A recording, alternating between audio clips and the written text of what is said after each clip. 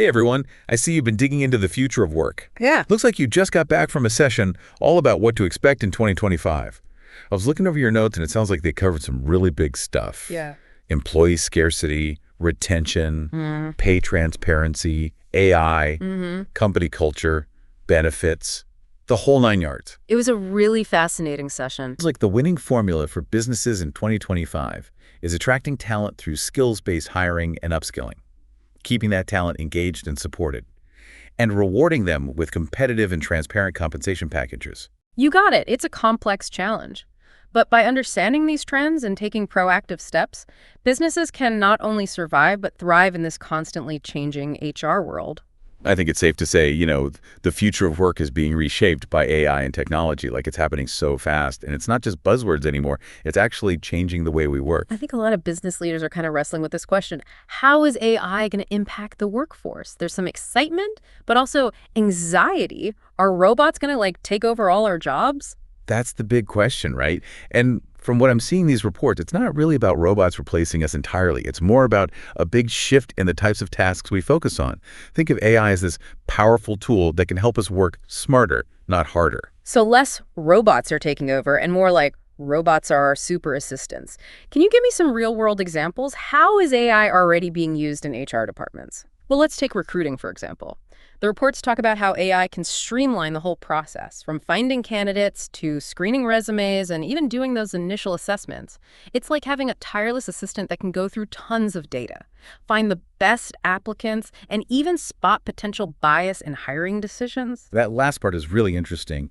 AI tackling bias. How does that actually work? So some AI recruiting tools are designed to prioritize skills and experience over demographic factors that might lead to biased decisions. It's not perfect, of course, but it's a step towards a more fair and equitable hiring process. That makes a lot of sense. But this goes beyond just HR, right?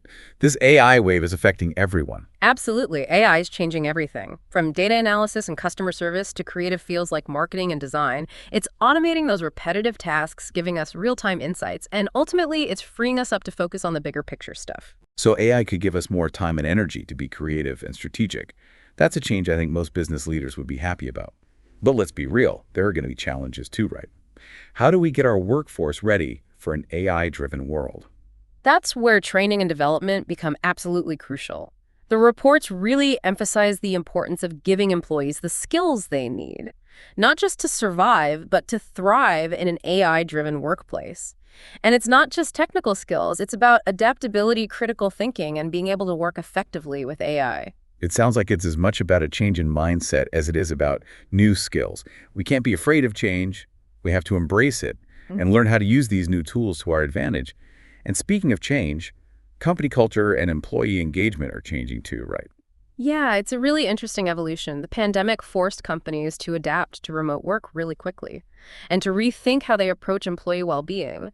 And now as we move forward, it's clear that the old ways of doing things just aren't going to work anymore. What really strikes me is that employees have more power now than ever before. They want more flexibility, more purpose in their work, and a stronger sense of belonging within their companies. Right. So how can companies adapt to these new expectations?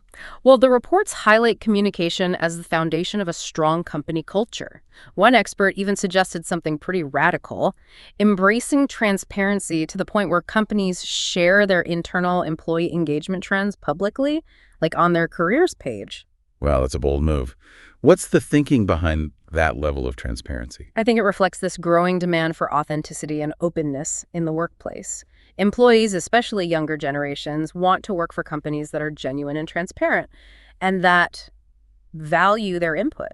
Sharing engagement data publicly shows a commitment to creating a positive and inclusive environment. But transparency is just one piece of the puzzle. What else can companies do to create a culture where people are actually excited to come to work? Creating a sense of psychological safety is really important.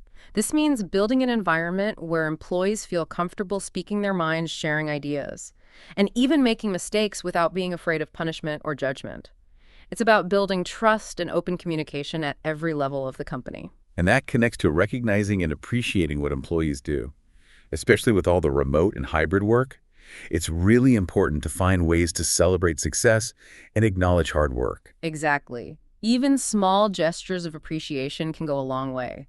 It boosts morale and creates a sense of camaraderie. even when teams are spread out. And don't forget about professional development.